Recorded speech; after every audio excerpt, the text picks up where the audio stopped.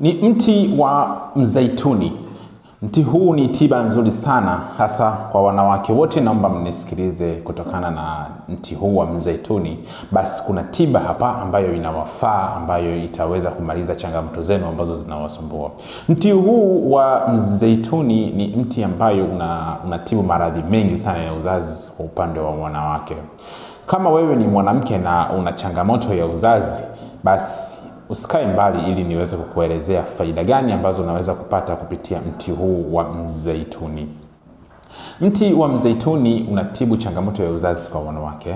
Kwa wale wanawake ambao wanapata maumivu makali wakati wa kuingia katika hedhi, lakini pia hawashiki mimba.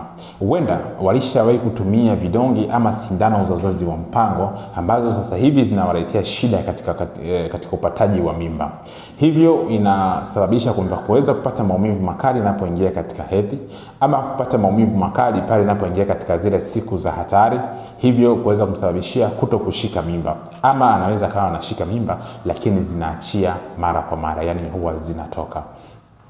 Sasa mti huu wa mzeituni ni tiba nzuri ya kuweza kutibu changamoto hiyo na kuweza kumaliza kwa haraka sana. Kwanza, mizizi ya mti huu wa mzeituni pamoja na kokwa ya zaituni lenyewe. Lile tunda la zaituni pale katikati kuna kokwa lake. Sasa lile kokwa la zaituni pamoja na mizizi ya mzeituni ndio tiba ya uzazi wa upande wako.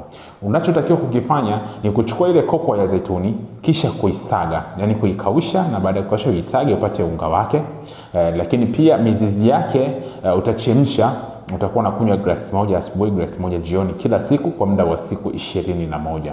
Na unga wa ile tunda kokwa yake, unga wake ndio utakuwa unatumia kwenye chai ama kwenye uji asubuhi na jioni kila siku kwa muda wa siku 21.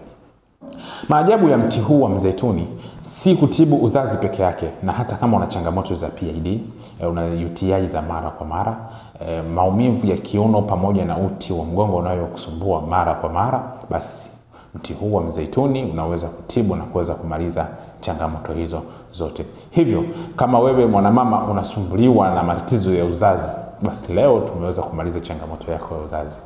Tumia tiba hii niliyoweza kukuelekeza inayotokana na mti huu wa mzeituni, basi utaweza kupata faida kubwa sana na kuweza kupata kile unachokihitaji.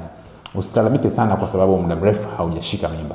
Upo kwenye ndoa yako zaidi ya miaka 5, zaidi ya miaka 6, labda umepata mtoto mmoja ndio basi mpaka leo haujapata mtoto, ama umeingia katika ndoa yako mpaka vile hujafanikiwa kupata mtoto, basi leo tumeweza kupatia dawa nzuri ambayo inaweza kumaliza changamoto yako inayokusumbua kwa muda mrefu. Hii ndio tiba nzuri ya mti wa mzeituni. Kama utashindwa kuandaa tiba hii, ipo ambayo mimi nimeshaiandaa vizuri sana, na kama unahitaji nitafute ili niweze kukupatia hiyo tiba. Popote pale ulipo Tanzania ama nje ya Tanzania, unaweza kupata tiba zetu kupitia 0752 16 38 38.